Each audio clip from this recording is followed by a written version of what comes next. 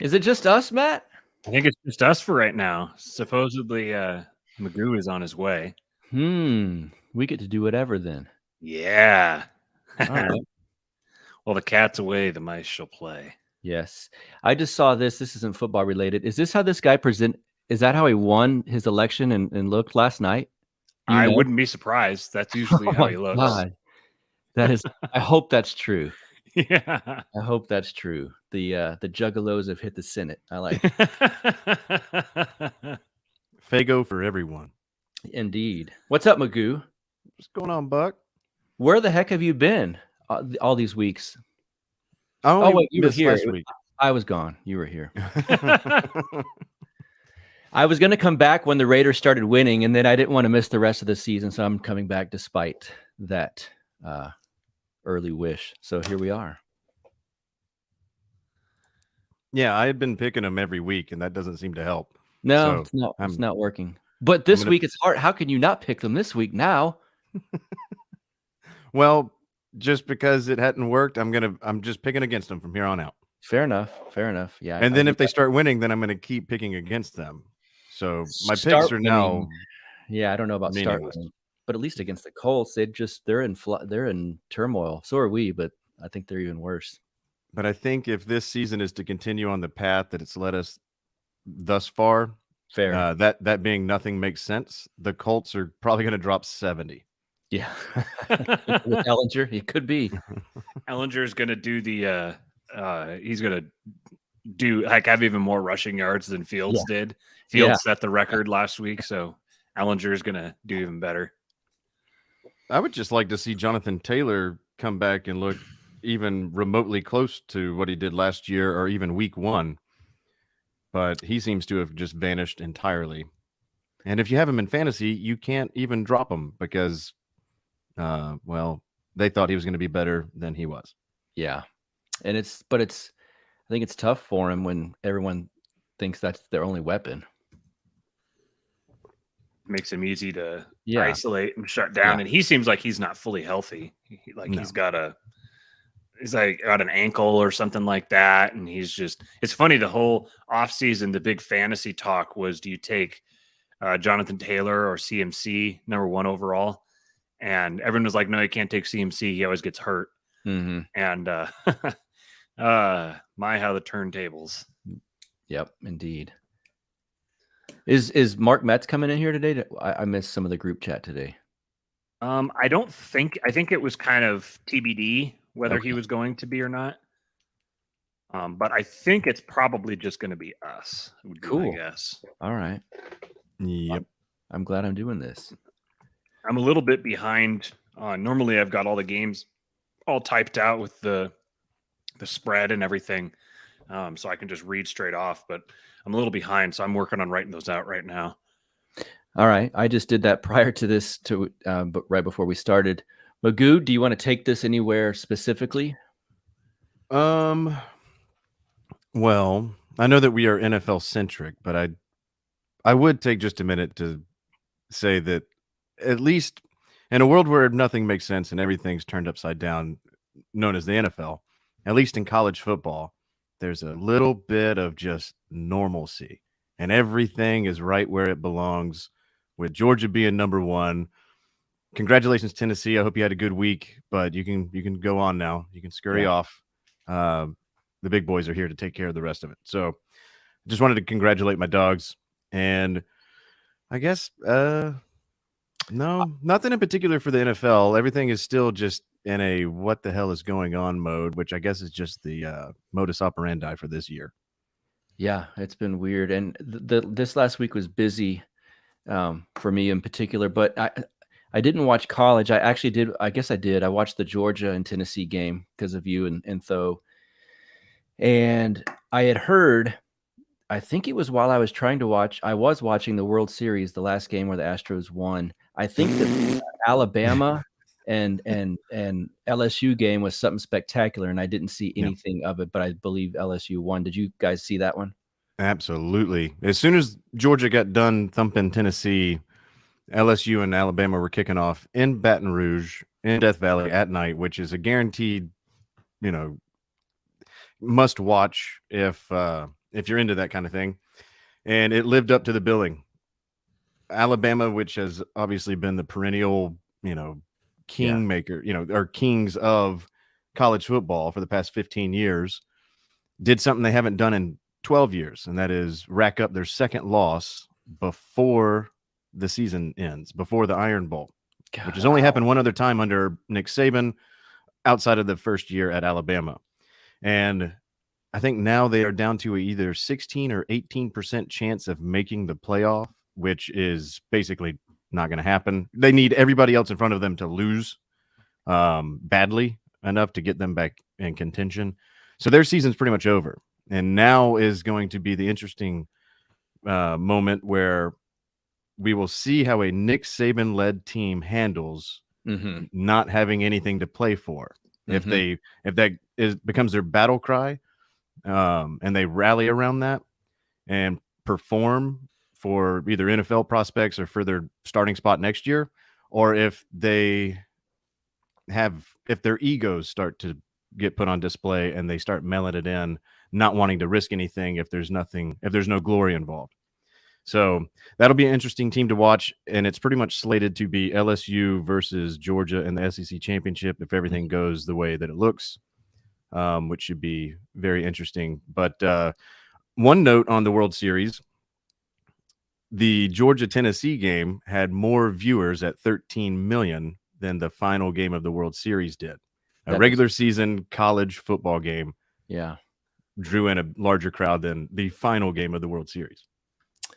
Yeah, that doesn't totally surprise me. I did enjoy the World Series because my family are diehard Astros fans, but it's not America's America's pastime or whatever they called it. It hasn't been that in a decade or two. So no, I think it's Central America's pastime now. Yeah, that's for sure. None of the guys on the Astros can speak English, I noticed. See, okay, you got another reason to hate them. Woo! Coming in hot.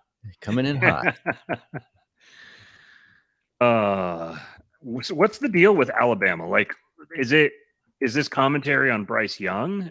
I haven't followed college football at all. So is it like it's just not a Nick Saban defense this year? Is it just speaks to the quality of competition? So you're a little right on almost everything. It's definitely not Bryce Young. He's probably the best player he's the best player on that team, and without him they would be 5-4. And I'll get to exactly what it is, but you have Alabama fans split for the first time in a long time, where half of them are saying, I don't know what the big deal is. Our 2 losses totaled by 4 points, 3 points to Tennessee, 1 point in LSU. They lost at LSU. That's what losing teams say. We say that to you. How many did we lose by? That wasn't that bad. We didn't get blown out, but they lost in LSU on overtime. LSU scores and then immediately goes for 2 and just game over. Because Alabama got the first kickoff, received the first kickoff in overtime, went and scored, kicked an extra point. LSU on their first play, quarterback scrambles, runs past everybody, scores a touchdown. They immediately go for 2. They get 2, game over, storm field. Bama racks up their second loss.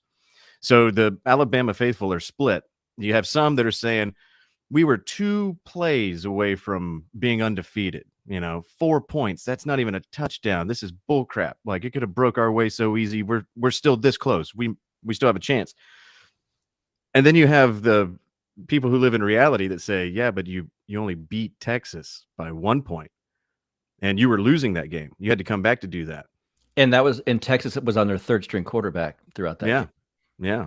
And not only that game, but there was another one. I can't remember off the top of my head. It'll come to me after we've already moved on 10 minutes from now. But they could have easily and probably should have been 5-4 at this point. They are that bad. And the reason why they're that bad, to get your question, Matt, it's a multitude of problems, but the biggest one is culture. They have lost their culture. And typically the culture is instilled in the players by the coach, the head coach, and then through the head coach to the coaching staff, down to the trainers, to the players, and vice versa. And then once you have a culture, it all kind of self-feeds. they have lost so many assistant coaches and position coaches over Saban's tenure, which is not anything new, but the staff that he currently has, they're not Saban's people. Like, there's not Saban people out there everywhere for him to bring in and just mold into his likeness. And eventually, if you run through enough assistants, you're going to hit that skid where the personalities don't match up. The values aren't the same. The alignment's off. And one way that you know that that's true is because of all of the interest that is typically there for assistant coaches at Alabama. There is none and hasn't been for 2 years. Mm-hmm. Nobody wants them, which means they're about to get fired. So you have a culture problem. You don't have the people in the coaching staff and the weight training and all that you need to correct it. And on top of that, typically Alabama tries to stay away from the transfer portal and recruit, develop, and promote from within on the ball field. And last year, they had to go to the transfer portal. Their starting running back they got from Georgia Tech. One of their defensive backs they got from LSU. They took a wide receiver from Georgia. In the number of transfers that they have, you can't just bring people in. You can bring in talented players, but it doesn't mean that they're there for the right reasons. They're there because they want to shine for NFL scouts, and they get that me mentality. So the dynamics of the Alabama football program are not in any way, shape, or form what they have been in the past, and it's reflecting now. And Alabama fans are saying, looking at Georgia, they remind me of what we used to be 10 years ago when Kirby was here, and he's instilled all of that culture in Georgia because a lot of people want to give Saban all the credit for any of Kirby's success without acknowledging that maybe Kirby was a big part of Saban's success as well, because he was with him the entire time. So that's just more fans spouting back and forth between Alabama and Georgia on who gets to take the most credit for being the most successful. Obviously, that's going to naturally happen, but it's clear that things aren't bright in Tuscaloosa. Do you think this is this like the beginning of the end for Saban, or is this just a bump of the road? If the end is near, this is the beginning of that. If Saban can make the proper corrective moves and get the right people in there to implement, to get his system instilled again, then this is just nothing but a bump in the road. And only time will tell which way it goes. But do you think he'll ever move back to the NFL? No. I didn't think so either. No, he's, I think, 71. Yeah. You're damn right, Justin. So is he going to run again in 2024? I mean, I don't know what he's coaching for, to be honest with you. I mean, he is old. He's adapted well, but eventually you're just going to lose a step mentally. Yeah. And if you keep doing it, your wife's going to leave you another year or something. Well, or if you quit, you might want to leave your wife. It can go the other way too. Yeah. It might be the only glue that's binding them together right now. I want to know about their fans. When teams like that, and like how the Patriots fans have been, I like to see when there's a big change, if they stick with them. Especially being a Raiders fan, I'm a little bit, biased towards sticking with your team no matter what. So yeah. UT fans are notorious for just being fair weather. And as soon as they suck after the Mac Brown years, they didn't sell out anymore. And it was just, interesting to me. So I'm curious to see if this is at least a pattern for another season, how the Alabama fans take it. And so to me, that's one of the most entertaining parts of any program's transition, positively or negatively. Because when it starts to go from bad to good, like Kansas is right now, you see people that are like, I've been here the whole time. And it's like, no, you weren't. Yes. No, I saw the stadium. It was 90% empty. You weren't there. Yeah. Conversely, when you go from dynasty to despair, you get a lot of people that were like, well, finally I can get my Saturdays back. Yeah. Right. And they're never to be found again until, they have more numbers in the win column. And so I loved it. It'll show really what the whole thing's made of, because I think that, especially for anybody in their 20s, they don't know any other thing. Yeah. And similarly in the NFL, where are those diehard Patriots fans? There were Patriots fans all over the place, even down here. I haven't seen too many Patriots flags waving recently. Saints fans were the same way, for maybe because we're close to Louisiana, but when they had Breeze going strong for a while, I would see Saints stuff everywhere, and random friends on Facebook, oh, Saints. And I'm like, oh, come on. And they're who dat? Yeah. Now they're quiet. Yeah. Oh, the worst. Yeah. Should we move on to NFL so we don't upset Justin? He's worried about the SEC talk. Yeah, I want to keep my overlord happy. He's cracking the whip. He is, yeah. Was there anything that stood out to you guys from this last week? Cordell Patterson is still a beast, and I'm happy he's back. Yeah, I'm glad that they're doing the 3-way timeshare at running back now. That just makes things even better for fantasy purposes. Yeah, right. Yeah. Because that's my primary focus in following the NFL is fantasy, and especially daily fantasy. And now they've got all these different apps for doing like props betting and stuff, because sports betting is apparently not legal in Texas, where it's only certain types of it or something like that. I don't know, but there's an app called Prize Picks that is pretty cool because it is legal in Texas, and you're basically just creating 2 to 5 leg parlays, and then if you do a 5 leg and you hit if you hit 3 of the 5, then you make back, you get a small percentage of what your original bet was. If you make 4 of 5, you double your money, and if you make 5 of 5, you 10x. Damn. So it's a pretty easy way, and you can do cross sports stuff too. So you can do MMA, esports, golf, baseball, college basketball, college football, and they've all kinds of different stuff in there. Like, I know for golf, they have like fairways hit, and for NFL, they've got fantasy points. So you can do like the over under on fantasy points for a player. They got a lot of cool stuff that other books don't have. So I've been doing a lot of that, but so anyways, back to the Falcons. There's I can't remember who I was listening to the other day, but they said that if you have 1 running back, that's great. If you have 2 running backs, that's great. If you have 3 running backs, then you don't have any. Yeah.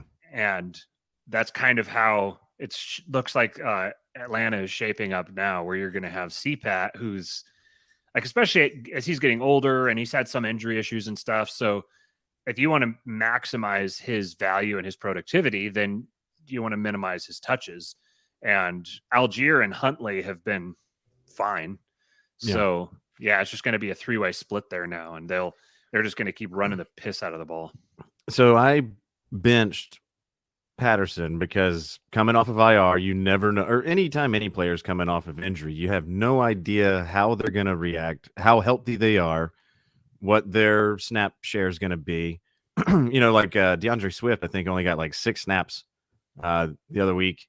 And so it's like, it's just too risky. It needs to be proven before I trust it. And watching how they fed him the ball to open the game and get 2 touchdowns, I immediately was kicking myself. And then they started just totally taking him out of the game.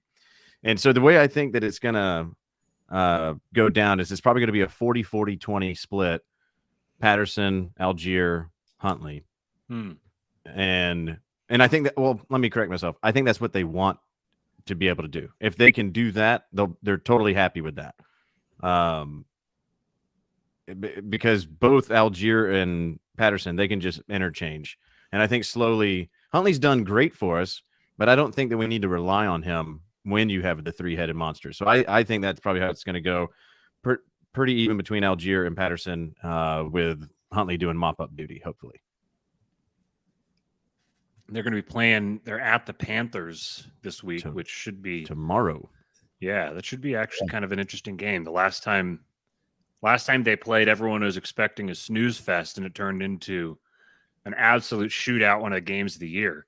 It was the best game I've seen all season.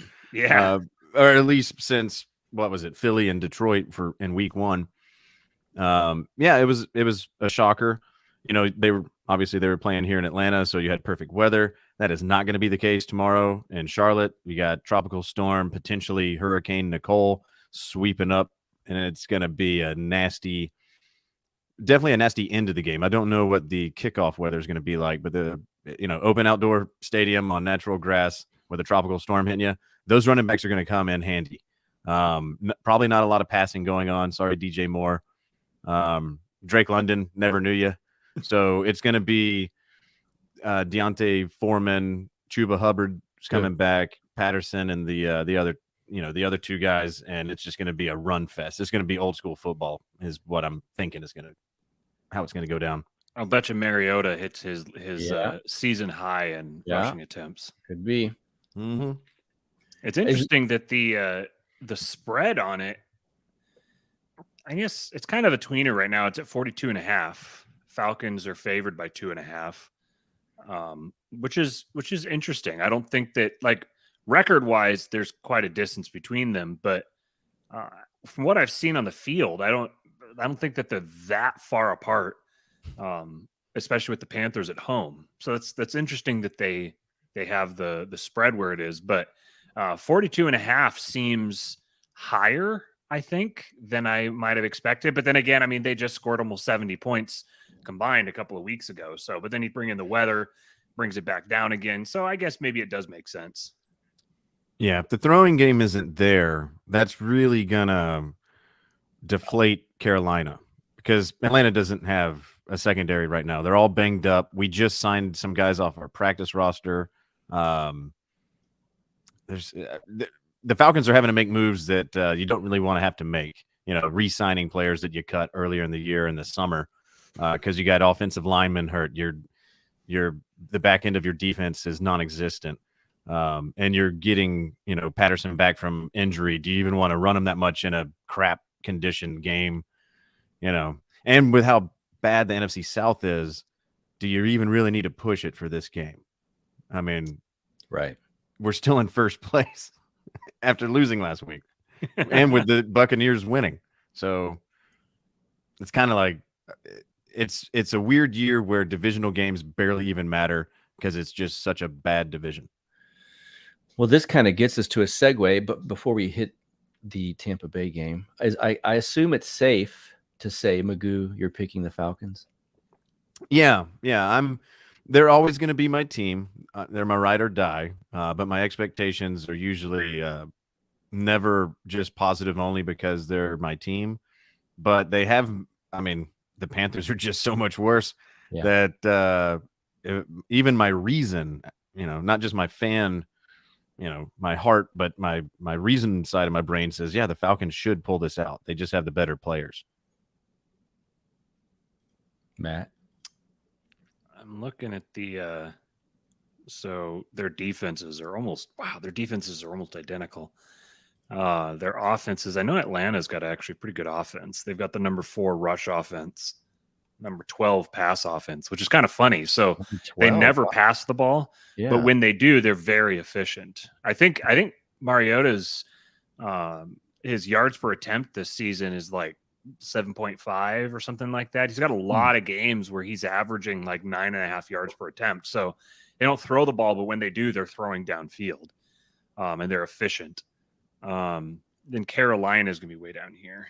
Their offense is 16th ranked rush offense, 32nd ranked pass offense. Do we know yet if it's going to be? I haven't been on Twitter at all today. Do we know yet if Darnold is going to be starting? Is it PJ Walker? I think it's still PJ, but Darnold is expected to return this week. I know that I think it was by today that he had to be, whatever it is, put onto the active roster or whatever to be able to return or not be out for the rest of the year. And I assumed they're going to be bringing him back. Which is another reason why I like the Falcons. If we're putting out a 3-headed monster running game and they're putting out a 3-headed monster quarterback game, I'll take that.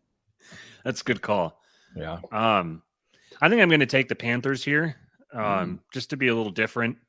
And because I think that you've got the narrative of the Panthers starting to build a little momentum, and then they got absolutely curb stomped by I was going to make a joke about this, that Mixon put up like like 6 million yards, which kind of seems 6 million points rather, which kind of seems a little high, but it definitely seemed like a. I won't use the H word. You guys can think it in your heads. Well, here's another one. Mixon himself beat the Panthers worse than he beat that girl in Oklahoma. Yeah, I figured that was coming too. Something like that. Yeah, that was. I was circling around the optimal lineups in DFS last week. I had a lot of the optimal plays, but I had completely fully faded Mixon because like you have to take a stand. You can't play all the players, and I mean, if you're like doing mass multi-entry where you're doing like 150 lineups and you're using a what do you call it, a lineup generator where you punch in all your the constraints that you want, and it'll kick the lineups out for you, and then you automatically pump them in, which I think is cheating. I hand build all my lineups. You have to take a stand. You have to say this player, nope, none of them, can't do it.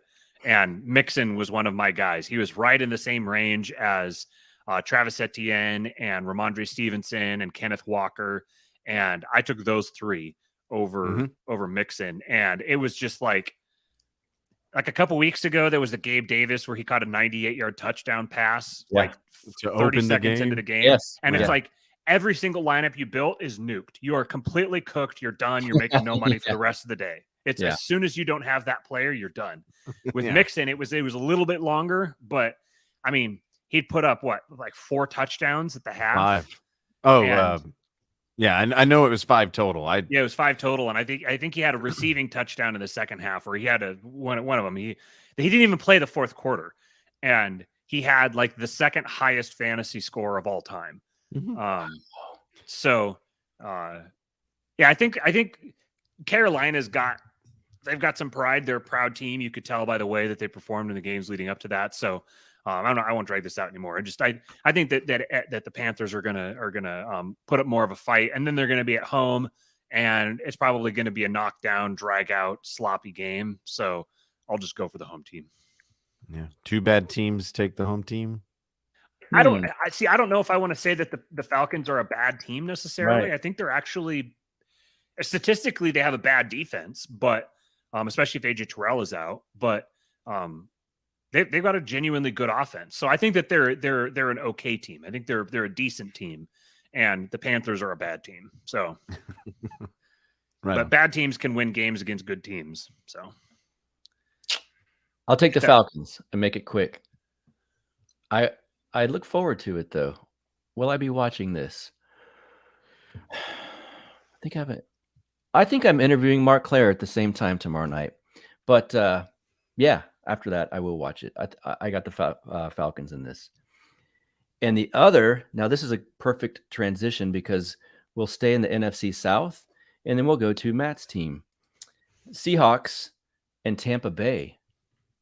At the beginning of the season or even in preseason, you would look at this game on paper and it's not an option who you would pick. It's easy pick. Now it's not. Well, it kind of is for me, but it's not the choice that would have been obvious at the beginning of the season. Matt, you want to start into this one? Because I know you know the Seahawks. Yeah, man, they have blown out my expectations.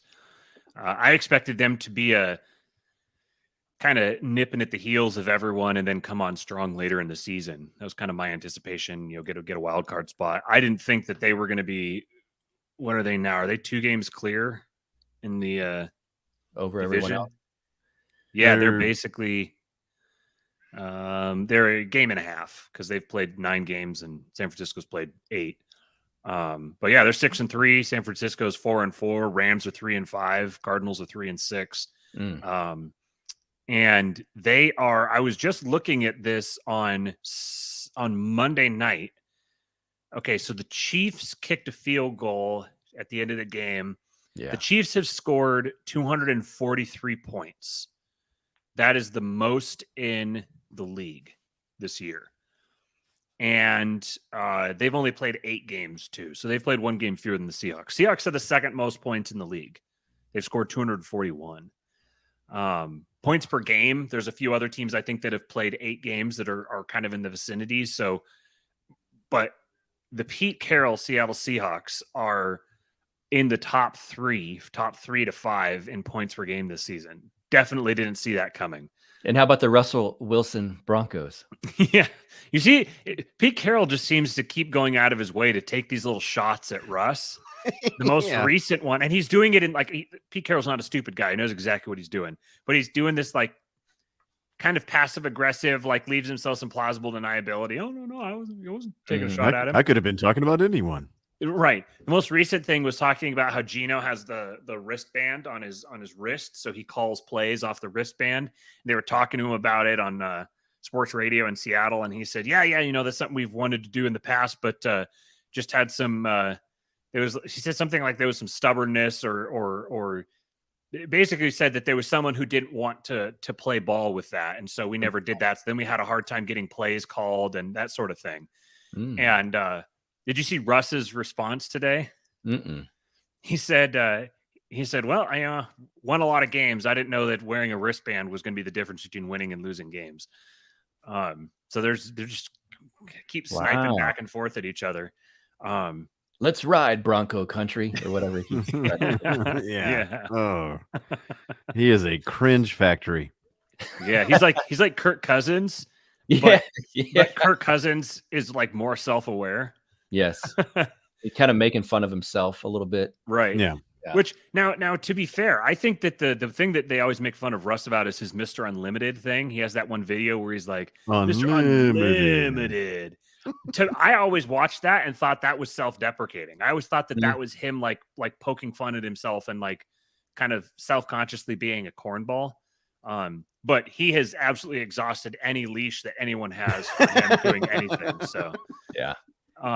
Anyways, back to the game. Seahawks are let's see, overall DVOA. Seahawks are the number 5 team in the league. They are 5th in I think in Super Bowl odds as well. So the 4 teams ahead of them are the Eagles, the Bills, the Cowboys, and the Ravens. And then behind them, you've got the Chiefs, the Bengals, the Jets, another big surprise. Yeah. The 49ers, and then Tampa Bay. So Tampa Bay is still a top 10 team. Yeah. Yeah. The Chiefs have the number 1 offense, but the number 23 defense and number 14 special teams. So the Chiefs' offense is great, but everything else kind of sucks. Yeah. The Seahawks are the number 7 offense, number 12 defense, and number 7 special teams. The only team that's in the top 3 in all categories is Buffalo. Number 6 offense, number 4 defense, number 5 special teams. Baltimore's close. They're 3, 15, and 1. And then Dallas is 10, 1, and 2. So golly. That 1 and 2 sure helps that 10, especially when they had the backup quarterback in there. Right. Yeah. I mean, what would they have been if Dak Prescott was there? Also makes you forget all about Zeke even being on the team. Yeah. I'd love to. Me too. So Tampa Bay is number 17 offense, number 7 defense, number 19 special teams. But it's interesting. I was looking at some advanced stats this week, and Tampa Bay are like far and away leading the league in first down run percentage and 2nd and 10 run percentage. So they're starting off lots and lots of drives running the ball, which is really inefficient. There is copious amounts of data that first down is a passing down. And then 2nd and 10 is like the worst down and distance ever to run the ball, because it's very predictable, which is kind of funny because it's like people shouldn't do it that much. People don't do it that much, but it's really predictable when they do it. So what they're doing is they're getting into a lot of either they go run first down and their offensive line is garbage and Lenny is breaking down, so they don't gain any yardage. And then they're on 2nd and long, and so they run the ball again. And then they've got a pass on 3rd down where defenses are just pinning their ears back and charging Brady. And so they're doing this run, pass, punt, run, pass, punt, run, pass, punt, run, pass, punt over and over and over again. This is the like half of Russell Wilson's tenure here. This is what the Seahawks would get mired in. I was going to say, that's John Gruden too. It would drive me absolutely crazy. Yeah. And he would have a play call that was this long just to run it around the right side. Yeah. What was the Spider 2Y banana? Yeah, that's it. Yeah. Yep. So So really, I think a lot the issues with Tampa Bay, they don't need to be as bad on offense as they have been, because Brady seems fine. Like he's a year older, but when he needs to, like you saw at the end of the game, he can still make plenty of throws. He can still get up there. He can sling it. His brain is just fine. I think Tom is like second in the league or leads the league in passing yards. He's high. Yeah. Yeah. He's just not throwing touchdowns. No. And he's also, I think he's like leading the league in time to release. So like he's like from snap to release, he's like the fastest. Well, that's because his wife left him. Yeah. Someone in the comments here said apparently he and his wife had invested $500 million into FTX, which Whoops. is apparently sounds like they probably lost $500 million. Yikes. And then someone posted a picture. We're getting off track here. But someone posted a picture of Giselle down in Mexico or something, and she's looking pretty busted. Yeah. And they said that Tom Brady pulled off the greatest short trade in all history. I saw that. Anyways, so Tampa Bay's defense is legit. Their defense is still legit. It's been playing well. Their offense really, to me, is just a couple tweaks away from being what it was. I mean, really, it just is going to take Tom Brady grabbing Todd Bowles by the balls and saying, Todd Bowles by the balls, and saying, we're passing on first down.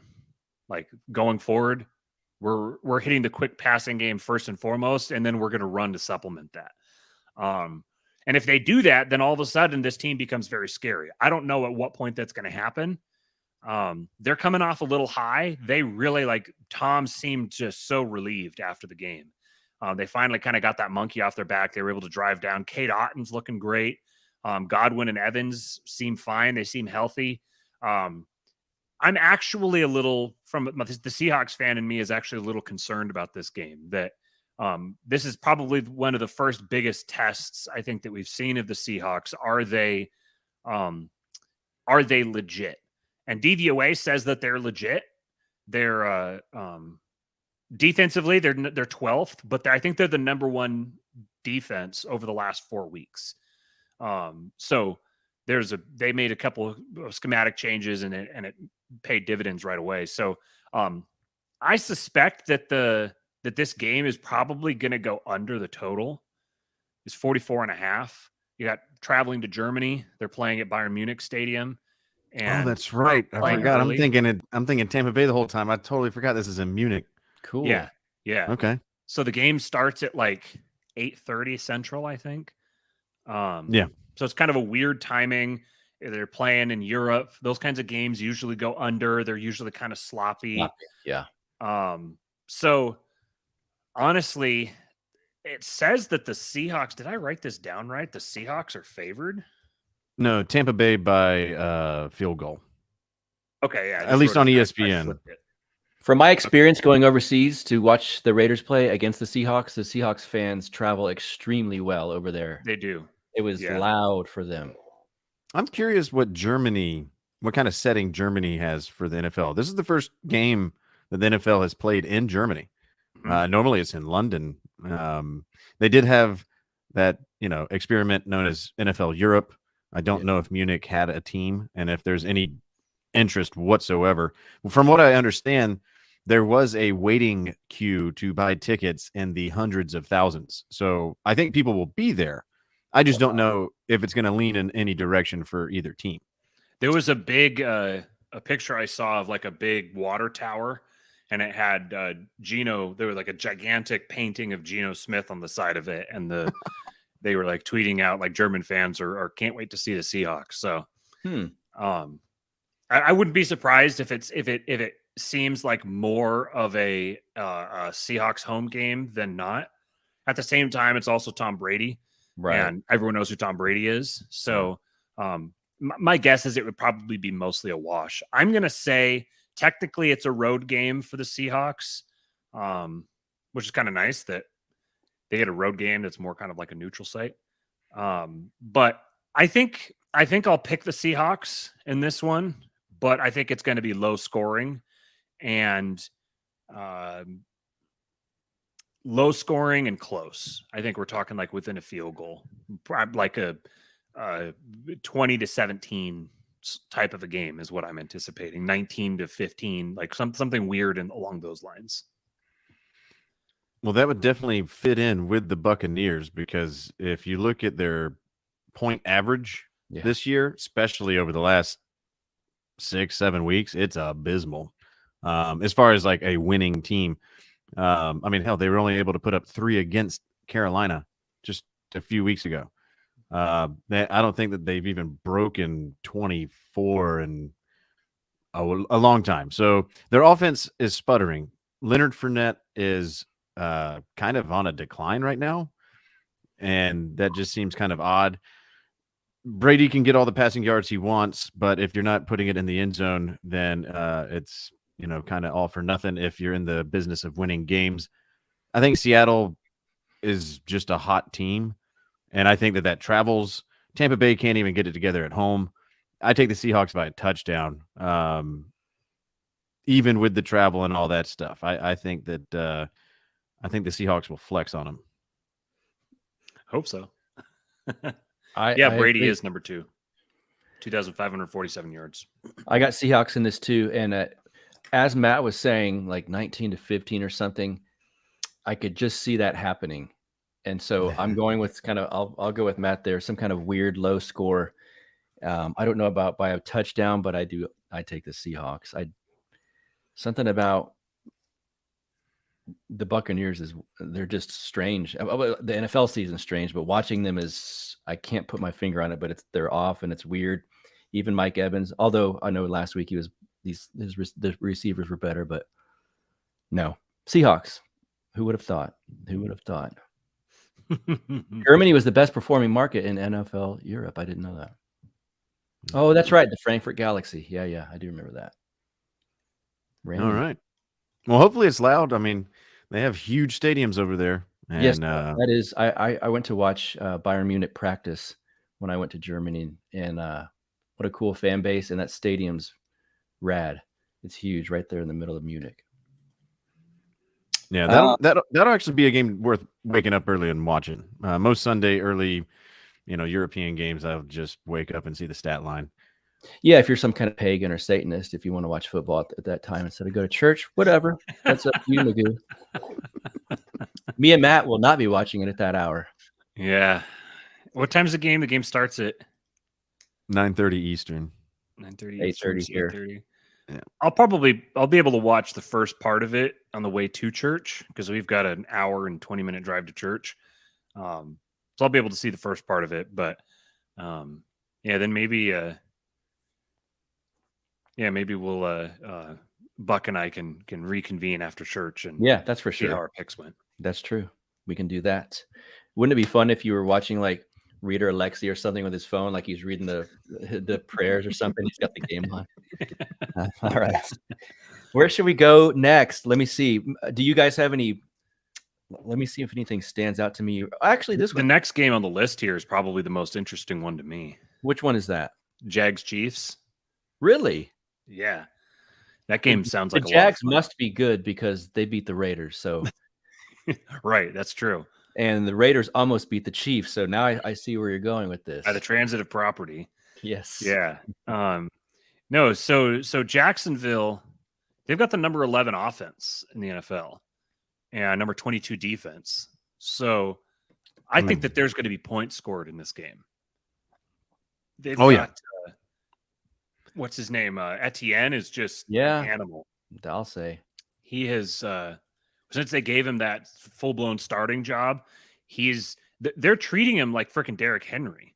Mm-hmm. He's getting like 20 plus, like 25 carries and looking good. He looks great. I want to see him throw the ball to him a little bit more, and I think that's probably going to happen this week. But I think that Trevor Lawrence, I still think Trevor Lawrence is a very good quarterback. There's a really interesting YouTube channel you guys should check out. It's called the QB School, and it's advertised as like the guy, the brains behind it. He calls it something something like the most traveled quarterback or something like that. Like the quarterback who played for the record most offenses. And I was like, I wonder who that is, because I feel like I should know who he is. Did a little bit of sleuthing, and it's JT O'Sullivan. And he is the best football analyst I've ever watched. He is absolutely fantastic. I think it's just a matter of time before he gets a booth job, if he wants one, or coaching job. A booth job? That too. A booth job. Oh, got it. Fair enough. Yeah, he's like his ability to break down a play and everything that he knows, he's got like a mind like a steel trap. So he's he's just brilliant, and he's done some really interesting breakdowns on Trevor Lawrence and showed how Lawrence is genuinely like he's running his offense. He's smart. He knows how to run the offense. He knows how to set up his protections, and he's got a very good arm too. The scheme that they're running with him doesn't really let him show it off all that often because they're running a lot of dink and dunk. But he can, like, if you cut him loose, he can throw. He's got an issue where a lot of the guys he's throwing to just are kind of dusty, like Zay Jones and the corpse of Marvin Jones. And then, Evan Ingram keeps getting owies. But like next year with Calvin Ridley in there, all of a sudden Calvin Ridley and Christian Kirk is with Travis Etienne, that's a very interesting offense. So they were a kind of a surprise pick for me to win the division, and I still haven't given up on that. I think that they're going to make a game out of this. I think they're going to push the Chiefs. Chiefs are favored by 9.5. I think it's at Kansas City, so I don't think the Jags are going to win, but I think they'll cover that spread. Magoo? I'm going to take the Chiefs only because they seem to be looking more like the Chiefs that are the playoff-bound Chiefs the further into the season we get. I will agree their defense is kind of leaky, but they have all of the offensive power to correct that, make up for it, and overcome it. I mean, it was pretty jarring in the game versus the Titans last week where they had 7 drives with no points. Yeah. And I think the little stat line at the bottom said that this has never happened while Patrick Mahomes has been the starting quarterback. I don't anticipate that happening again against the Jaguars.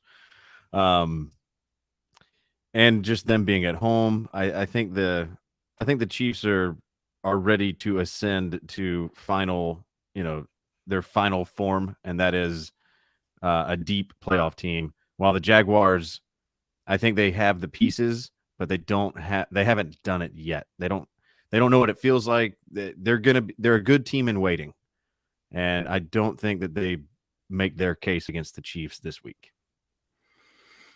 I don't either. I think Chiefs win. I think Chris Jones is going to rattle Trevor Lawrence. We'll see. I hope I'm wrong, by the way. I would like to pull for the Jaguars for some weird reason, even when they're not playing an AFC West team. But I think I'm interested. I watched what the Jags defense did to us. Not that we're a good team, but I think our offense scored 20 or 17 or 20 points and then just stopped. And I kept going, what is going on? Why can't Devontae Adams get open? Their defense can't be that good. Something was weird. I'm interested to see, because if you can take out Travis Kelce, he gets in a bad mood. The Titans were doing that a little bit, and he kind of gets butthurt. And the Titans kind of had their number for a little bit mentally. And I've watched the Chiefs do that over time. The Chiefs do that to the Ravens, and Lamar Jackson acts like he's just a little sad baby on the sideline. And they always own the Ravens. And I thought the Titans were going there with the Chiefs, but it ended up not being so because the Chiefs have an amazing quarterback. But I'll take the Chiefs here. I'm curious to see it. I hope Matt's prediction is right. Actually, I hope even more than that. I hope the Jaguars win, but I don't think so. And real quick before we move on, I'll say this, going back to the Chiefs-Titans game, and I've never said this in my life, and I don't intend on saying it ever again. Imagine how different that game would be if Tannehill started. I know. Mm-hmm. I think they would have won. Yeah. Mm-hmm. Because the mindset for the Titans was there. The Chiefs were cratering a little bit, and I could just tell it's like they have if they're out in front, they can do it. And usually they are out in front. And they just had this mindset where these teams tougher than me and they were cratering a little bit. But that quarterback on the Titans just wasn't up for it. Even this with his parents trying to watch him in the crowd. His dad looks like, well, never mind. But yeah. I'd say right now, just a freeze point at this moment in the season. And I could be forgetting other teams, but I think the coach of the year at this point in the season goes to the Titans and the Giants as far as AFC and NFC, because I think that they've been coached to the record that they have. In lieu of say what? Jets might be up there too. That's a pretty good point. And like I said, I'm clearly open to other teams being there, but the Titans just to me that they don't have that feel. They don't have a receiver. I mean, Robert Woods, he hasn't done anything. It's Derrick Henry or bust. Yeah. That's fair. I saw something. It said that there was all these big moves in the offseason. AJ Brown went to the Eagles. Now the Titans could really use someone like AJ Brown. Yeah. Devontae Adams went to the Raiders, and now the Packers could really use someone like Devontae Adams. Yeah. Tyreek Hill went to the Dolphins, and now the Chiefs could really use someone like Tyreek Hill.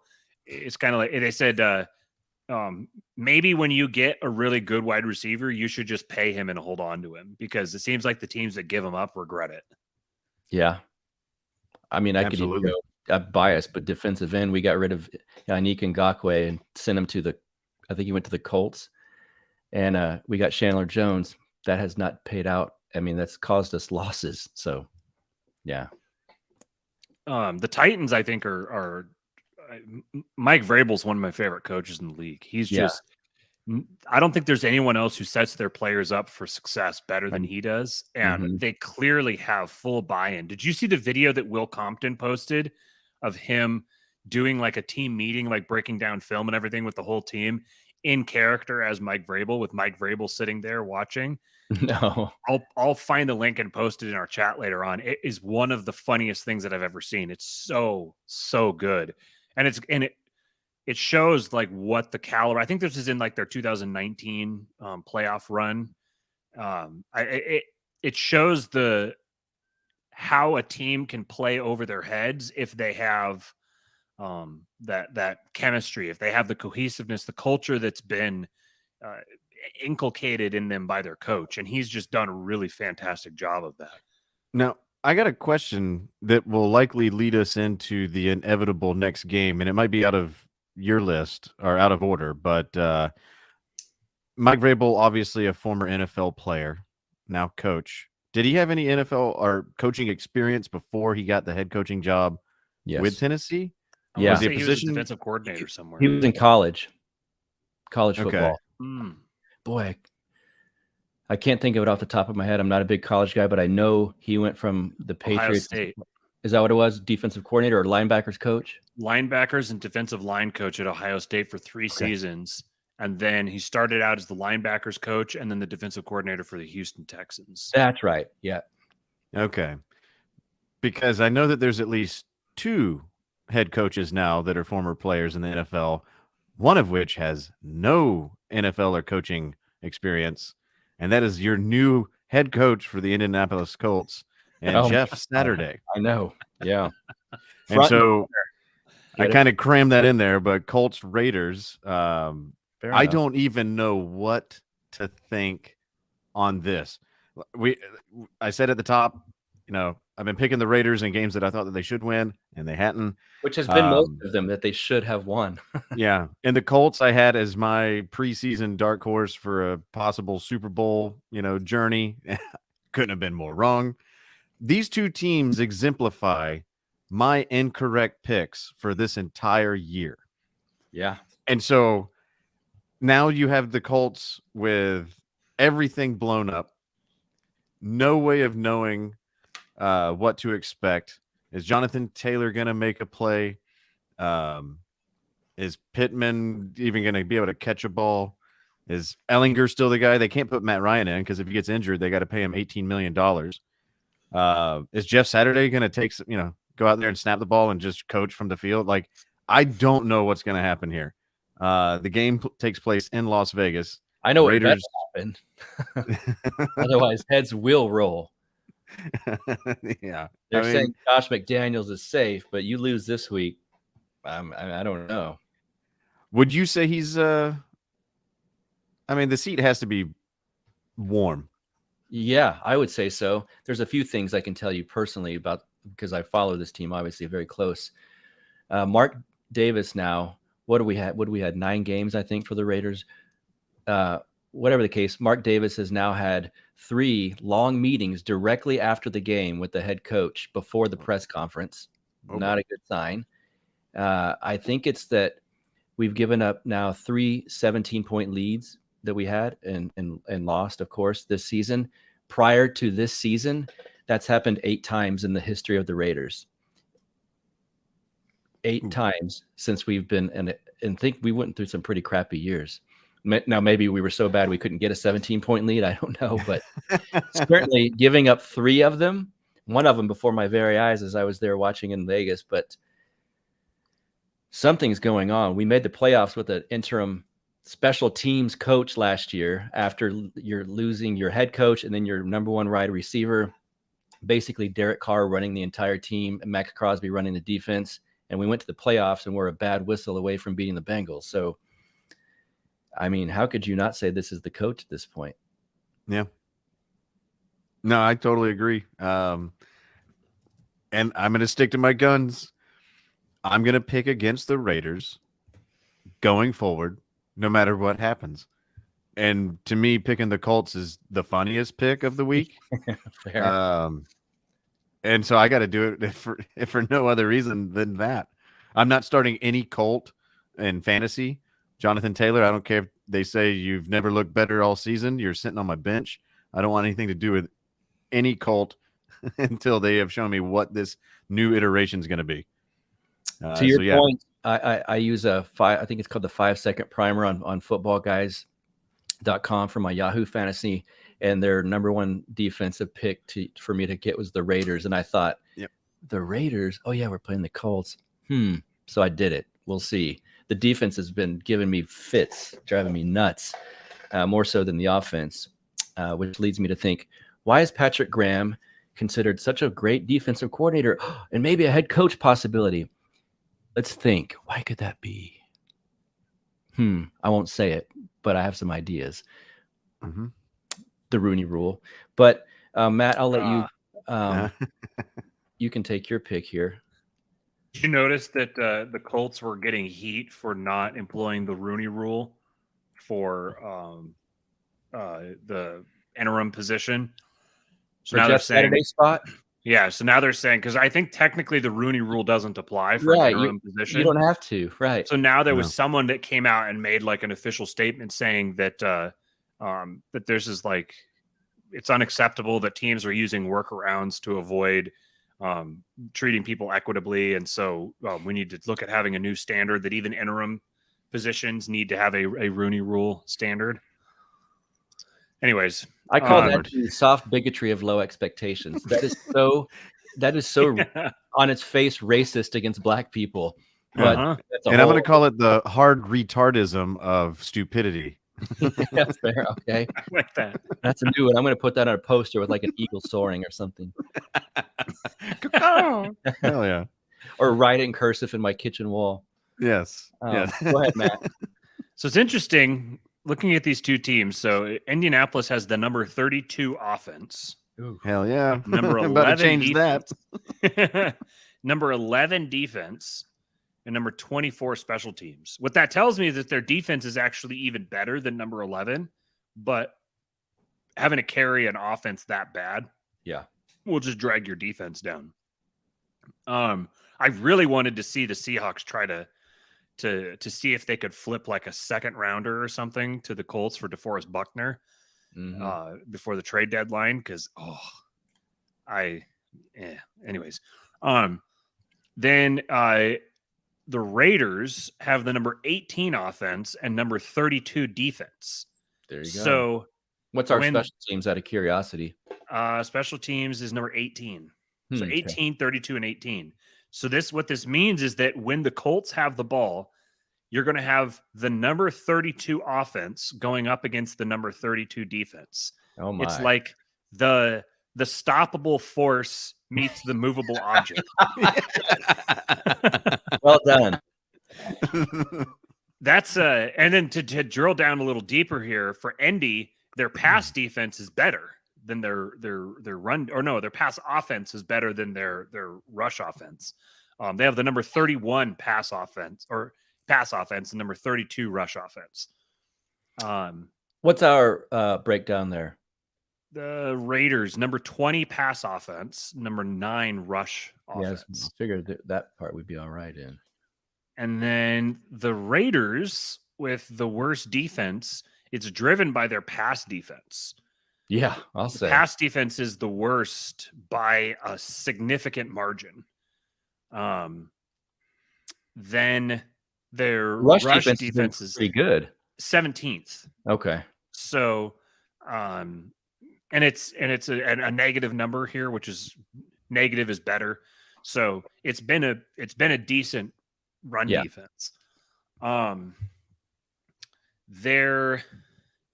Raiders have faced the 27th most difficult schedule in the past. So actually, I don't know if that might be the 27th. The AFC West then. Schedule. Yeah. So that's past.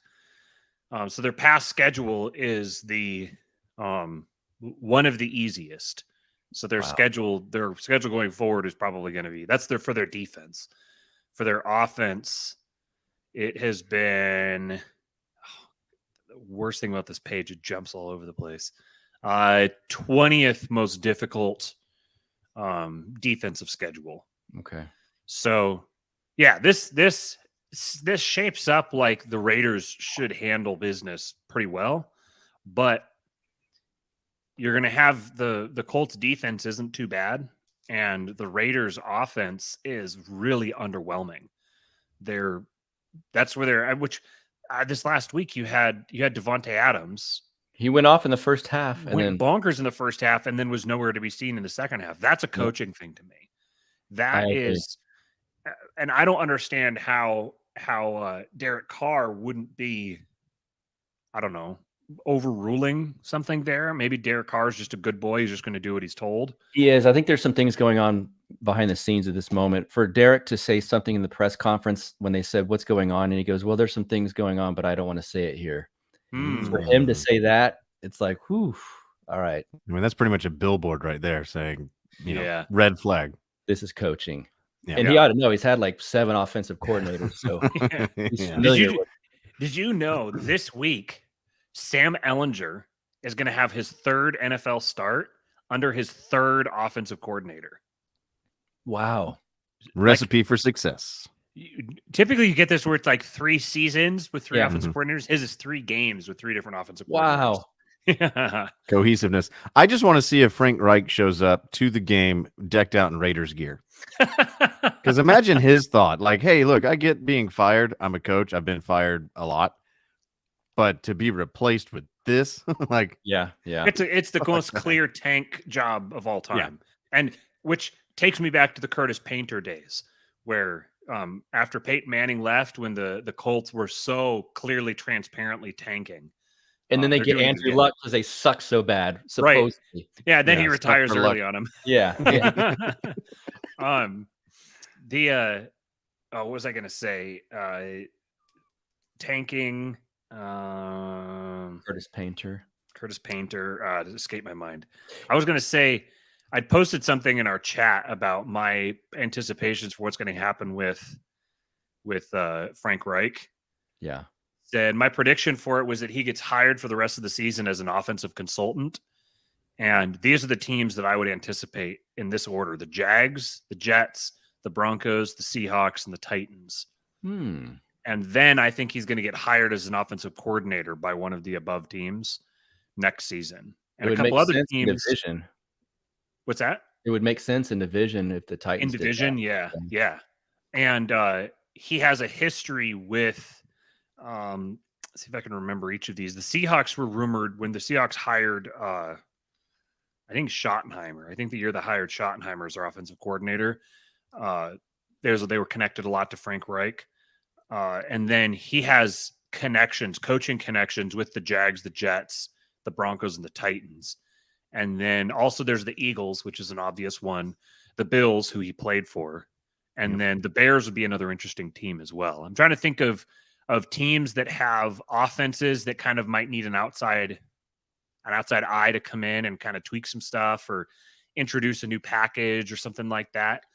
And that strikes me as the type of thing he would want to do. The Lions could be cool. They have the tools, they have the weapons, they just can't seem to put it together. But right. So the question would be, is that, well, that's what I was going to say a minute ago, is that with the Colts, one way you can see this is clearly a tank job is that Nick Foles is on the team. Nick Foles is their, I guess, technically second string quarterback right now. If Sam Ehlinger goes down, it's Nick Foles. Given Nick Foles' history, there'd be no reason to not play him if your goal was to win some games. The problem is if they play him, he's going to win some games for him. Yeah. To your, you made the joke, Magoo, about Frank sitting in the stands wearing Raiders gear. It reminded me just as and again, this is some Raiders trivia, I suppose, but a few years ago, we played the Rams when, what's that annoying corner, Marcus Peters? He was on the Rams, who Marshawn considers that in street lingo, his cousin. It's not his blood cousin, but they kind of grew up together, running around. Well, Marshawn was on our team. We were in Oakland playing, and this skirmish broke out with Marcus Peters and one of our receivers. I can't remember who. Well, Marshawn goes out there to break it up and kind of stop everything because that's my boy and this is my team. And so he stopped. Well, Marshawn gets tossed from the game, ejected. So did Marcus Peters.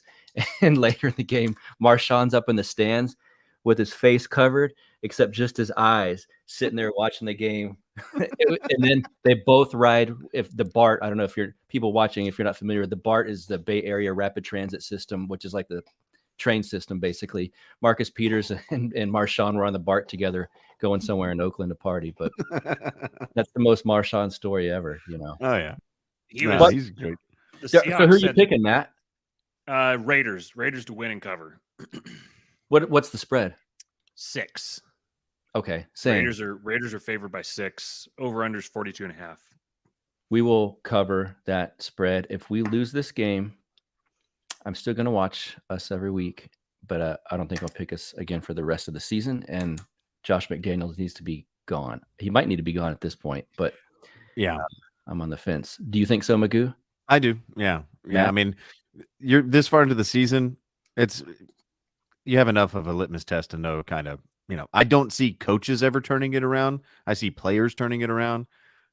You need to have all of that buttoned up going into the season. Like, this is my scheme, this is my plan. And I just haven't seen that from them. I don't know what their identity is under him. I would say that if he didn't have the history that he has already, like if he'd been just a lifelong offensive coordinator with his track record and everything, and this was his first coaching position, then I'd say you give him 2 or 3 years, no matter what the results. Yeah. But because of the track record that he has and the way that things went in Denver and all that, and the way that they're going now, when it looks like history is repeating itself. Given the keys to a Cadillac, basically, with these guys on the offense, especially. Not that the defense, I get's got some issues, but give me a break. The offense should have been an upgrade over last year. One thing, speaking of Marshawn, the Seahawks said that they sent him ahead to Germany. He's been in Germany. He and some other Seahawks players former Seahawks players went ahead of the team to Germany, and they've been scoping things out, like looking at hotels, finding practice fields, all that sort of thing. And I've seen some videos of him over there, just like I was going to say they need Marshawn in Germany. He went to show with some like NASA people or something like that. And there was like they were like, "Here, there's some astronauts over here that want to meet you." And he's like, "Astronauts? They know who I am?" He's like, "Man, people talk about being internationally famous. I'm galactically famous." Brilliant. He is a national treasure. Oh yeah. Let's how long have we been going? 8:15. We can do a couple more. If you guys would like to pick, I mean, there's at least one game I see that looks for sure to talk about, but you guys go ahead if you want to pick one. There's one for sure, and it's but we might. I don't know if it matters what order, but Vikings at Bills is Probably the two best teams playing each other this weekend. I mean, everything else is kind of middle of the road. Most everybody else is middle of the road, so that figures. But the Eagles are playing the Commanders. But to me, the Vikings and at Bills, I think it would be a lot more interesting if it was Bills at Vikings. But the Vikings somehow found themselves with a 7-1 record, which is a little, and they lost to the Eagles, so that's their one. Yeah, you can give them that. Pretty impressive. But somehow they've, they had to come back against the Commanders, so it wasn't. Who are the Commanders? Sorry, the Redskins. They had to come back against those damn engines. Yeah. And, that was kind of surprising. That was shocking. That wasn't really confidence building, especially the week before the Bills. Now, you could say maybe they were looking ahead. They weren't taking the Skins that, threatening, which you should always be on the lookout for engines. But I don't know. I mean, I got to take the Bills. It's weird. The Vikings have the better record in this game. But this is a game where you just say, yeah, fuck that, throw that out, because the Bills are I think the Bills are better. And I think that Buffalo should win this, especially playing at home. I don't think there's any way to pick the Vikings. But this is one of those setup games where, I mean, the Bills lost to the Jets and to the Dolphins in very weird ways that I didn't see coming. And the Vikings are a team that could beat them. So I think that this one will probably be the most interesting game of the day. It sucks that it's a 1 p.m. Game on Sunday and not a primetime game. Right. But I got to take the home team. Bills get the win. And that sucks because there won't be Kurt Thuggins flying back to Minnesota with a new grill in his mouth and 18 chains on him. Poor guy. Did you see Adam Schefter trying to imitate that little thing? That was pathetic. Why does this motherfucker do stuff like that? I mean, Kirk Cousins is kind of a nerdy quarterback, but at least he's, fairly in shape and looked decent. I mean, a little Jewish man, what is he, of 5'2", look like a potato. I don't get why guys do this. He's got the physique of an accountant. Yeah. Body built by seed oil. I mean, at least Kirk is trying to bond with his teammates. Be the butt of your own joke. Yeah, be the butt of your own joke. Totally lean into it. I love that. But yeah, Schefter doing that, I was just like, stop. Go work in the mailroom for 2 weeks. You don't deserve to be in front of the camera. Yeah. So Football Outsiders has a statistic called estimated wins that they use for ranking each of the teams. And it uses a statistic known as Forrest Index that emphasizes consistency as well as DVOA in the most important specific situations. Red zone defense, first quarter offense, and performance in the second half when the score is close. It then projects a number of wins adjusted to a league average schedule and a league average rate of recovering fumbles. So typically, for the most part, the estimated wins and actual wins track fairly closely to each other. For example, Philly is 8-0 and their estimated wins is 7.1. So they've performed a little above their results have been a little above their performance. If you normalize for schedule and fumble luck, so Baltimore 6-3, their estimated wins is 6.9. So they've maybe been a little unlucky. So the Vikings, where are they down here? So the Vikings are 18th in total DVOA. Interestingly, they're right next to the Giants, who are 19th in total DVOA. Vikings are 7-1 with an estimated wins of 4.2. Wow. The Giants are 6-2 with estimated wins of 3.9. Just for some context, the teams immediately behind them and ahead of them are Green Bay and the Chargers are both behind them, and the Titans and the Falcons are both ahead of them. Denver is ahead of them. Jacksonville, New England. Those are all teams that are ahead of them in total DVOA. So they're both, you could look at these one of two ways. Either they've just gotten lucky or they are via intangible qualities, they're playing above their actual talent level because of something related to team chemistry or coaching or clutch performance, or it could be as simple as fumble luck. You know, when you're trying to catch a bouncing egg-shaped thing, like, sometimes it's going to bounce one way and you get enough of those bounces, then you could squeeze some extra wins out. In this case, I think, like, it's funny because I feel like they've underperformed compared to what I expected before the season. Like, I expected them to be pretty good, and I feel like they've underperformed, and yet they're 7-1. So it's like, it's hard to square those things. But I think that the TJ Hawkinson trade is going to be looked back on as one of the biggest midseason acquisitions, because he came in, he was with the team for like 3 days, and he came in and it was like 92% route participation. So he was running routes on basically every one of Kirk Cousins' dropbacks. He caught 9 passes on 9 targets for 70 yards. He was all over the place. He was in line. He was split out. I think they even have it in the backfield a couple of times. And they brought him in to use the shit out of him. Yeah. People have been projecting Irv Smith as a big blow up candidate this year, and he just kind of wasn't performing. And Adam Thielen is really on the downslope of his career. Now they've got, I think, 2 legit plus targets for Kirk Cousins, which then moves Thielen down. Now you don't have Thielen on number 2 corners necessarily.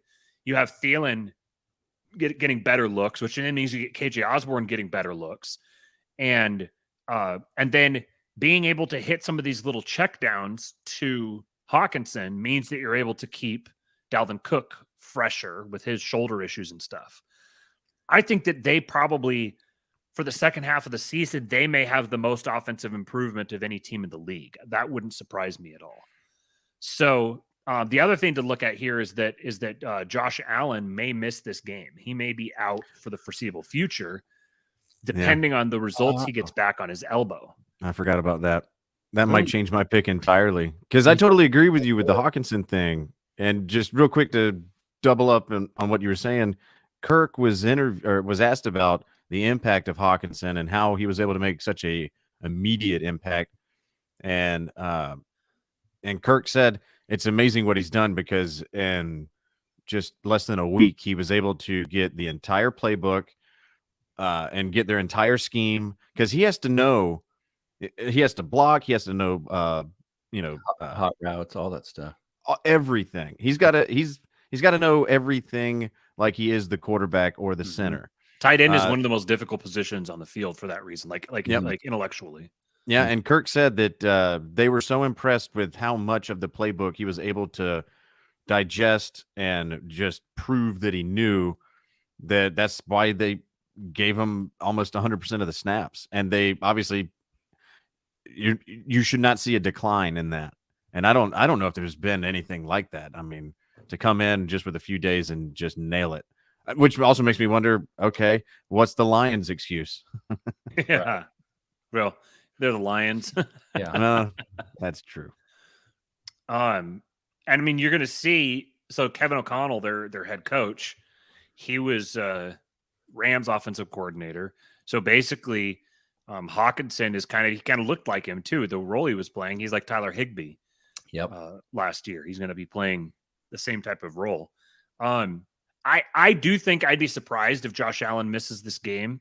I think the only way that he misses it is if he gets an opinion back that says you're risking permanent damage, or you're going to threaten your career if you play like this. I mean, really, from what I've heard, it could be anything from he just has to be careful and maybe they tweak the offense for him a little bit. He doesn't make, 70-yard in the air bombs, running to his left. That was the most insane throw I've ever seen. Yeah. Maybe more quick dump offs and short passing game, which they just got Nyheim Hines, so that could fit him pretty well. It could be anywhere from that to he needs Tommy John surgery and he's going to be out for 12 to 18 months. So my guess is that as long as it's not something, so assuming leave off the Tommy John surgery and leave off you're going to do permanent damage. Anything less than that, I think he plays. I think that the drop off to Case Keenum is so significant that the team, especially coming off of a pretty brutal in-division loss, the two losses that they've had have both been to division teams, which kind of the extra pressure on. I think that they need to win games. So I'd be very surprised if he misses this game. I think the only way he misses this game is if he's getting Tommy John surgery. I think that he's going to be out for the rest of the year. Do you think the Bills are trying to work backdoor channels with the Colts and saying, "Hey, just drop Nick Foles, just drop him"? That, yeah, yeah, it could be him or there was someone else I was thinking of the other day that I was wondering if someone was going to come available. Let me look at the list here, see if I can trigger the memory of who. Because obviously the trade deadline just passed, but there are ways to acquire players, and there might be a penalty, a financial penalty, or something like that. But I mean, if they're not going to use Nick Foles, he's got a proven track record. The other person I was thinking of was Aaron Rodgers, which obviously that wouldn't work out. That wouldn't be an option. I think if the Packers were smart, they would say, "All right, we just got to end this now. We're never going to draft a receiver, and you're only going to get more frustrated, and it's a bad look for everybody around. It's love time." Here's what's going to happen in the offseason is Carr to Green Bay, Aaron Rodgers to Vegas. Is Devontae Adams going to go back to Green Bay with Carr? No, he's going to stay in Vegas. Oh yeah, with Rodgers going there, yeah. I think Rodgers is either going to go to Vegas or he's going to go to the Colts. I saw a really interesting theory that someone put together. They said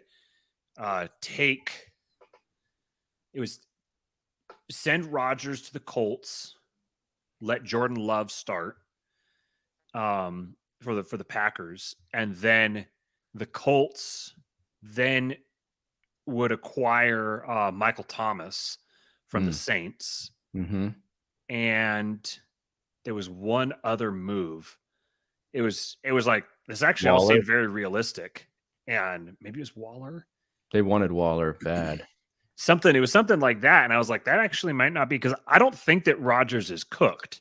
I think he's in a bad headspace and he is throwing to scrubs. I think that's the biggest issue. And then I think that they're not scheming their plays smartly. I don't think they need to run the ball more. I think they need to sequence their plays differently and prioritize running in a different way. But anyway, so my prediction for the Vikings-Bills game is that if Josh Allen plays, the Bills win and cover. And if he doesn't, then the Vikings win. That simply. Yeah, me too.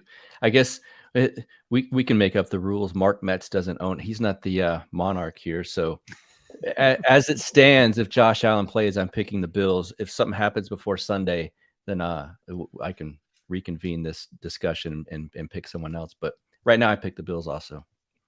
Yeah, we've made it this far into the season, and this season is just absolutely fucking upside down. I think we've earned some conditional picks at this point. Yeah, exactly. It's interesting. You thought that was, and I'm not disagreeing. That is one of the most interesting games. But I also think maybe I'm some kind of West Coast guy or something. The Niners and the Chargers. We can end with that one. That one's fascinating to me. I think that it all comes down to how many wide receivers are starting on the Chargers, and are any of their names Keenan Allen? I doubt it. I don't think we'll see him for at least 1 week, if not two. And Herbert has shown that he just doesn't flow with their second, third, and fourth options. Yes, I mean, except Palmer against Atlanta, but then again, that's Atlanta. Yeah. Does Herbert seem overhyped before the season starts and then not quite live up to it? He seems, or maybe it's the Chargers in general, but he's one of the key components that's actually great. I like him a lot. I'm a big fan of him. I remember Mark Metz in the chat here.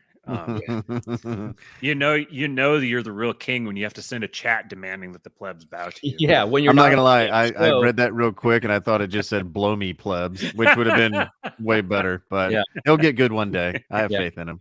Yeah, you'll get good one-liners eventually, Mark. We believe in you. Miss you, Mark.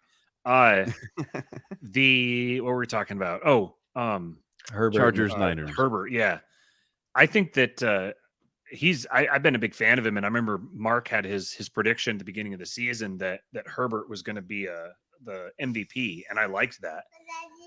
Hold on just a sec here. That's my boy. Yeah, that's Daddy's pizza. You already had your pizza. That's the You want to say cutest hi? kid. Daddy doing a podcast. Oh, You want to do a podcast? Say good night. Who do you got? Chargers? You want Chargers or 49ers? Chargers? He says Chargers. There it is. I love you, Bubba. Have a good sleep. Do you see? Who is that? Can you see him? Who is that? Yeah. yeah. What do you say to Uncle Buck? Hey, bro. Hey, bro. Cutie. All right. Love you, buddy. Cutest part of the Good whole sleep. show. Okay. That was awesome. Yeah, thank you for indulging that. I think that Herbert is suffering from kind of the same problem that he doesn't have anybody to throw to. Yeah. Apart from a million dump offs to Austin Eckler. Yeah. And I wouldn't be surprised if Keenan Allen goes on IR, like same thing that happened with Michael Thomas. So he just doesn't come back. Mm-hmm. Those soft tissue things, he's already had issues with him in the past. And eventually it's going to be like what he played in the first game. And it's been 9 weeks now that he's been out. He started one other game right before their bye, I think was in for 2 series. And then That's right. that was it. Yeah. So, I mean, if it's not getting better, I don't see what another few weeks is really going to do for it. No. So I think that he's that Herbert just doesn't have the targets, and I wouldn't be surprised if the ribs are still bothering him. Like that rib injury seemed really, really painful, and it may not just go away really easy, especially if he's getting hit every week. So that could be the type of thing that just kind of has you limited for the rest of the season, especially if you're thinking about like your ribs being fucked up and having to you're having to torque and generate velocity when you're throwing and everything. It just, it seems like it's yet another sort of lost season for them. They came in with really high hopes, and it's supposed to be a really competitive division.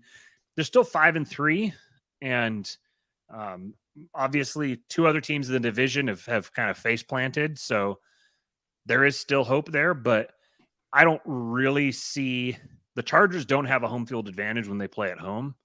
So, I mean, either way, this is going to be a 49ers home. It's in Santa Clara, but either way, it'd be a 49ers home game. Yeah. So I think that 49ers are favored by 7 over under 45. I think it'll probably go over. And I think that the 49ers are going to win and cover. Magoo. Yeah, no, I totally agree. I don't think Eckler's good enough to carry the Chargers, but I don't think he's good enough to carry them to a win over a Christian McCaffrey-led 49ers. Yeah. I kind of look at it as I look at the offenses first and kind of just go, all right, quarterback versus quarterback, that's kind of a draw. Debo Samuel. And I'm only saying it's a draw because San Francisco has more weapons to utilize. Fair enough. Okay. Christian McCaffrey, Austin Eckler, that's a draw to me. Samuel is out. Keenan Allen's out. They still have Ayuk. They can still throw to, you got Kittle. Yeah. Everett is dropping wide open passes. It's Eckler or bust. And the 49ers just have more options offensively. They're at home. It's a night game. Crowd's going to be amped. Significantly better too. Yeah, so I don't see anything other than a Niners win here. Same here. I'm excited about this one. I think it's going to be the Niners.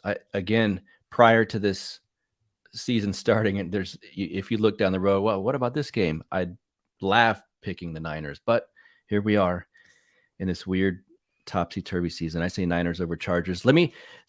Matt, you just said something that kind of sparked a possible conversation here, and we can end on this one, but there's 3 teams. If right now you could pick get rid of the QB or get rid of the coach, and you as well, Magoo. But Matt sparked this by my thought on it by what he was saying a while ago. Let's take the Chargers, the Raiders, and Green Bay. Get rid of the coach or get rid of the QB. Matt, you can go first. So the Packers, I would get rid of the QB. The Chargers, I would get rid of the coach. And the Raiders, I would get rid of both.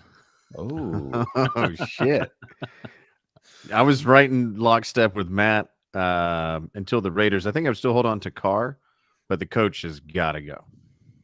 And to me, I see the Raiders coaching situation and the Chargers coaching situation almost identically. Yes. I think that they are the biggest hindrance to the team. Yes. And the Chargers are winning in spite of it because I think that the Chargers are a very good team. But yeah, I think the Aaron Rodgers time in Green Bay needs to end. Just because of all of the intangibles. I think that the vibes are off, man. And I don't think you just get that back by re-scheming, more favorable pass plays. And I think that thing I think it's run its course. I think it started to go south when they got Love in. I was surprised at Aaron Rodgers' response to that over the next 2 to 3 years after they drafted him. But I think that at some point it seemed like they were just wedging Aaron Rodgers into a point where he could no longer be good in that program. And it's almost like they were just wanting him to quit because the way that they were drafting and none of it was with him in mind at all. And you do that to somebody that you don't want there anymore. And I just get that feeling. Yeah. It reminds me a lot of how the Seahawks were treating Russell Wilson for like the 2016 to 2019, 2020 range. Yeah. And a lot of it doesn't have to make sense to us because when you have new regimes come in, it's like, that's not my guy, and I want my guys that I pick to run my system. And I don't care how good this guy was. He's not going to be good in my system because I need him out of here, which is just hard-headed as shit. But the NFL does that. Yes. Mark Metz is playing a whole other game. Just to put a. If by fucking there you mean like the term of like, oh man, he fucked him, like not like the like sticking the dick in, but more like the like screwing over, like I'm not a Rodgers fan. I will say, dang, I'm not sure that I am either, but just to kind of make it interesting, the Chargers coach has to go, in my opinion. But I will switch. I almost feel weird saying this. It might screw us over if this were to play out.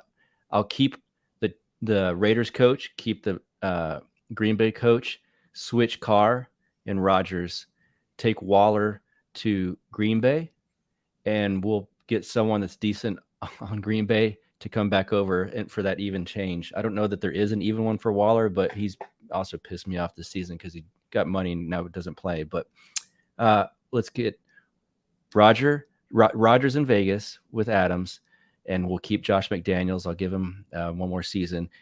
And I want Carr to go somewhere where he has a better coach and better atmosphere because I love him so much, and it just sucks for him in Vegas. That's what I would do.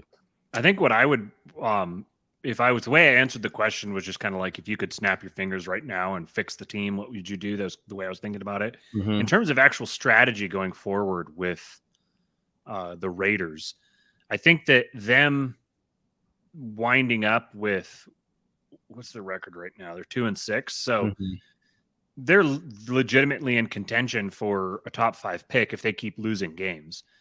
I think that probably at this point, that wouldn't be the worst thing. Just get a high pick.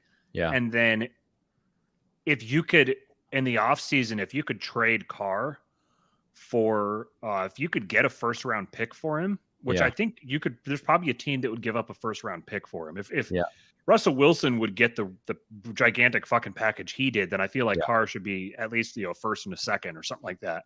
Yeah. And then you could draft a quarterback. Yeah. Yeah, someone like the Texans. So if you could do like a car for Davis Mills and a first, kind of a swap. Yeah. Following in his brother's footsteps. And then yeah. And then draft a quarterback in one of the top quarterbacks in the first round.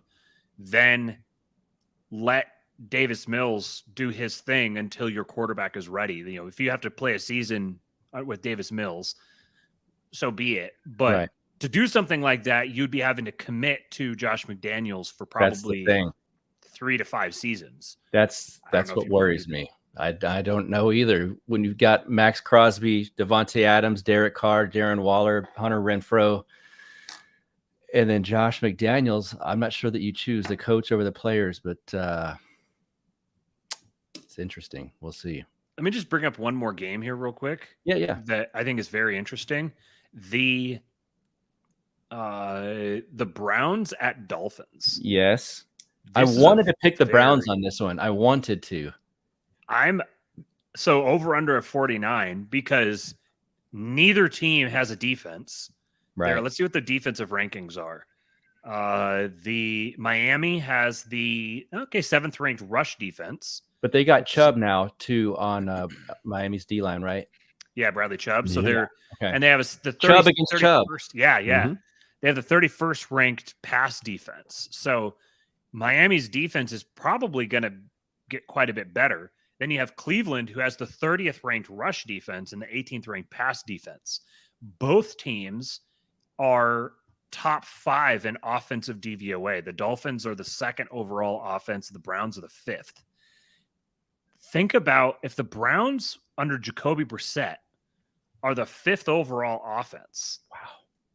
What's this team going to look like with Deshaun Watson? Now, he's been away from the league for a while, so he could come back really slow. He's not playing yet, though. No, but he'll be back in against Houston, week 11. Week 13 in Houston. I know it's in Houston. Yeah. Sorry, Matt. 3 weeks. So they're the number 2 rush offense and number 8 pass offense, which is like we were talking about the Seahawks having a good offense. The Browns have a better offense than the Seahawks, and nobody talks about them. Mm-hmm. I think this has a chance to be one of the most interesting games of the week. This could be a really high-scoring game that goes down to the wire, and I think that the Browns have a legit shot at upsetting them. I think that the Bradley Chubb move really could wind up being the difference here. If they can get him really incorporated, because that would really, they're 2 very similar teams. They've got a really good offense. Browns are shifted toward the run more. Dolphins are shifted toward the pass more. Neither team has a defense, but the Dolphins have the potential to have a very good defense with Bradley Chubb. And so for that reason, Dolphins at home.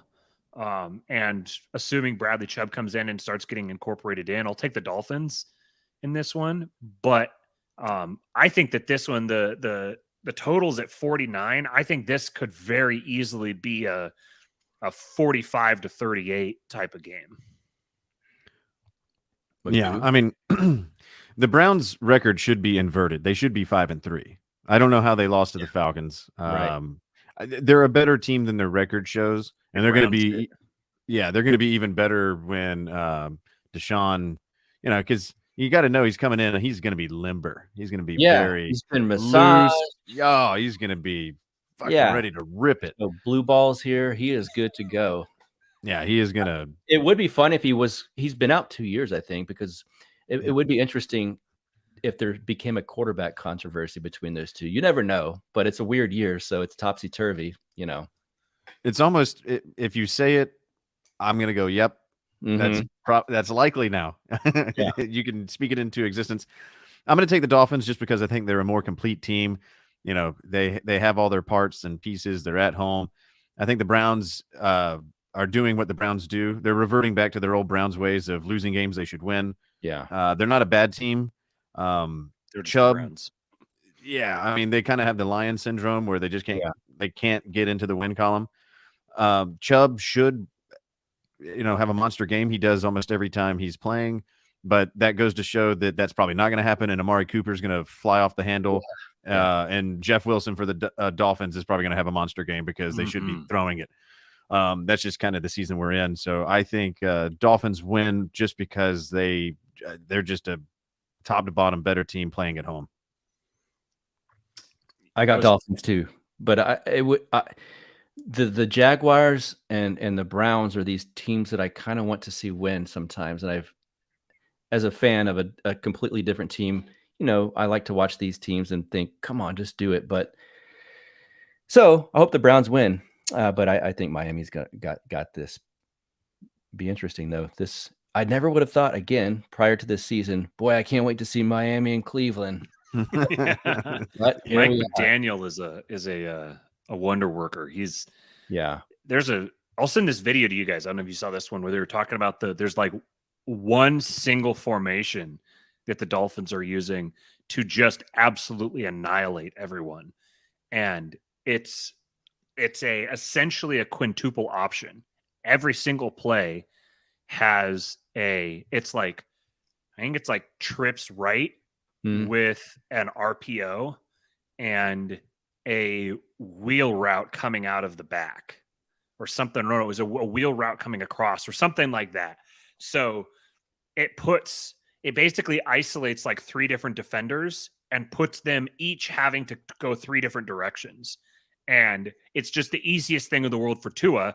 He just has to read this guy open. No, this guy open. Yes. Hit him. This guy open. No, this guy open. This guy. It just it's bam, bam, bam for him. And they can just keep running the exact same play over and over and over and over again until people figure out how to stop it. Mike McDaniel is just an absolute whiz. He's one of those assholes that I played when I was younger online on Madden. And it's like, this motherfucker keeps doing the same damn play and I can't stop it. And just keeps going. Then they message you, why you crying, bro? And it's like, motherfucker. Yeah. Yeah. I can tell you're crying like a bitch. Yeah. Yeah. You're just like, who the fuck is this guy? Then all of a sudden you put on your mic. Hey, I'm killing you, dude. Like, what the fuck? Yeah. Hey, did you see the clip of him with Justin Fields last game on the sideline? Justin Fields kept ripping off these runs, and he's like, running stop or something. It. Yes. Yeah, stop it. Did you hear his comments afterwards after the game? No. And it was really frustrating because he wouldn't listen. Completely deadpan, totally straight face. They asked him about it. He's like, I told him to quit scrambling. It was really frustrating because he wouldn't listen. He wouldn't take the coaching. and it's funny because there's nobody in the room laughing because the people are like not sure if he's joking or not because he's got that super deadpan sense of humor, which just makes it so much better. This is a press conference. This is supposed to be serious. I'm a member of the press. You mentioned Magoo real quick before we get to the request. You mentioned the Cleveland should be 5-3 instead of 3-5. Mm-hmm. Their estimated wins on the season 5.1. I'm a genius. Wow. Sign me up, Mr. Dolphins coach. What is our estimated wins, by the way, Matt? Out of curiosity, Las Vegas, like 6.5 or 7, 3.5. Really? Mm-hmm. So we're on par for this. I mean, they're 2-6, so they're 3.5 rounded up to 4. Basically, it's saying that they should be 4-4, 3-5, 4-4 versus 2-6. Okay. Oh, at this point. Yeah.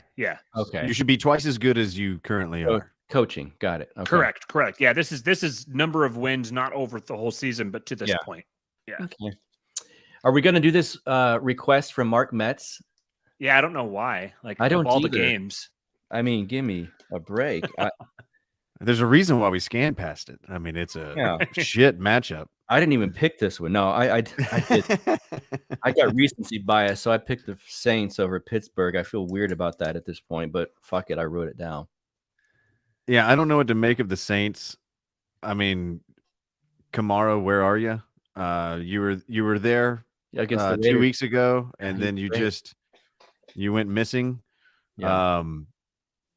Taysom Hill is always going to be the spotty, break records one week, can't find his way out of the locker room the next.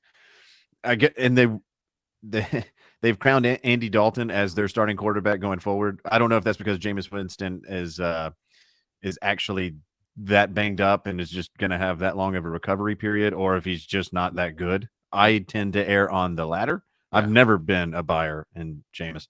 I think the Saints, with all the questions that they have, I think that they still have more answers than the Steelers have. The Steelers are just going to be bad the rest of this year, given rookie wide receivers, rookie quarterback, no continuity in the run game. Najee Harris I don't know what's happening in that entire area. I heard that he's getting straight up benched this week.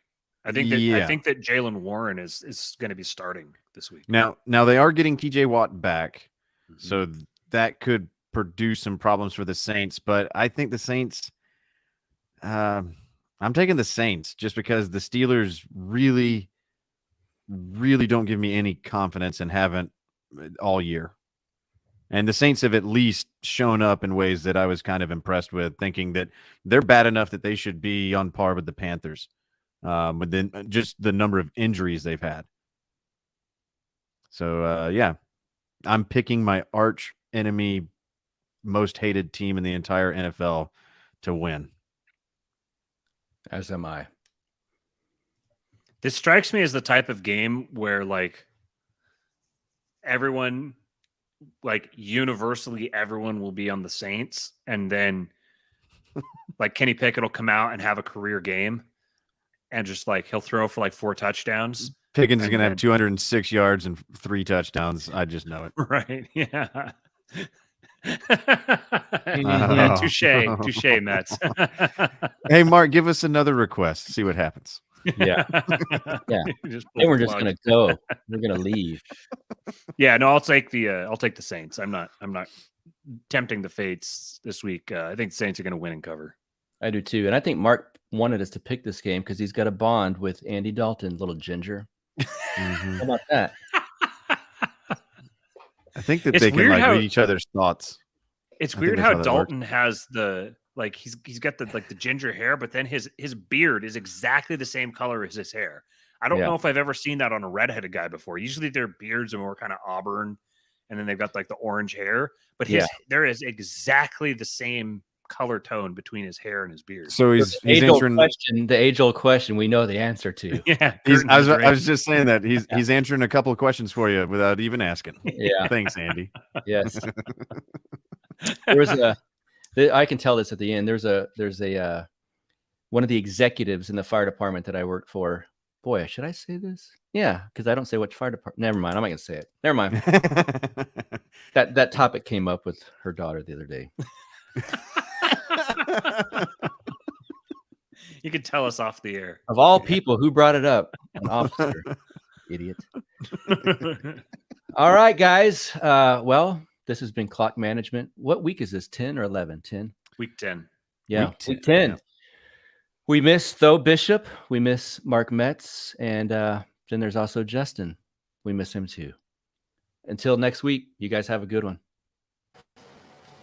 Oh, you motherfucker. He was here the whole time.